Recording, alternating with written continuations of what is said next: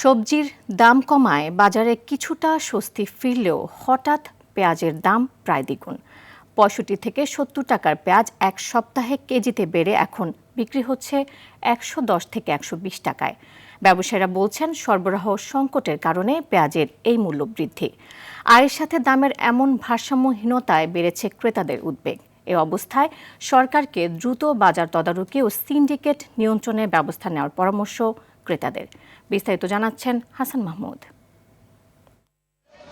সাপ্তাহিক ছুটির দিনে রাজধানীর কারওয়ান বাজারে ছিল ক্রেতাদের উপচে পড়া ভিড়, কিন্তু খুচরা বাজারে পেঁয়াজের বাড়তি দামে স্বস্তি নেই ভোক্তাদের। হাতের নাগালের মধ্যে থাকা পেঁয়াজ এখন প্রতি কেজি বিক্রি হচ্ছে ১১০ থেকে ১২০ টাকায়। এক সপ্তাহের ব্যবধানে বেড়েছে ৩০ থেকে ৪০ টাকা। ৫৫০ টাকা পাল্লা নিচ্ছি, তো ৫০০, ৪৮০, ৪৫০ হইলে মোটামুটি স্থিতিশীল মনে হয়। হাটে আমদানি খুবই কম হয়েছে, কারণ ঢাকা তো আমদানি কম হলেই এই একটা ১০ টাকা কেজি, আবার ১৫ টাকা হইতে দেরি হয় না।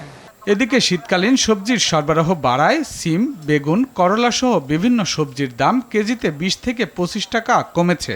ফলে অনেকটা স্বস্তির শ্বাস ফেলছেন ক্রেতারা। তবে টমেটো, গাজর সহ কিছু সবজির দাম এখনো চড়া। টমেটোটা ১৪০ থেকে ১২০ টাকা কেজি, আর কাঁচা সবজি যা আছে ৫০-৬০ টাকার ভিতরে আছে।